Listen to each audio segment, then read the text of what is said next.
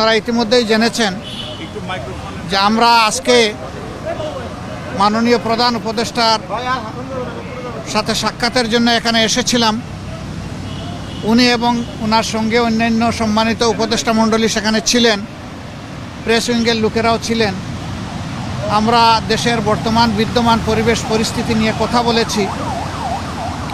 আগামীতে দেশ কিভাবে শান্তি শৃঙ্খলার সাথে থেকে একটা কার্যকর নির্বাচনের দিকে আগাতে পারে সেই বিষয়গুলো নিয়ে আলোচনা হয়েছে। এবং দেশ আমাদের সবার, জাতি ধর্ম দলমত নির্বিশেষে সবাই মিলেমিশে জাতীয় ঐক্য কীভাবে আরও সিমেন্টেড করা যায়, প্রশাসনে আরও কীভাবে গতি আনা যায়, এই সমস্ত বিষয় নিয়ে আলোচনা হয়েছে। পাশাপাশি আলোচনা হয়েছে দ্রব্যমূল্যের যে ঊর্ধ্বগতি, যেটাতে মানুষের কষ্ট হচ্ছে, এইটাকে লাঘব করার জন্য মানুষের সামর্থ্যের ভিতরে দ্রব্যমূল্যকে নামিয়ে আনার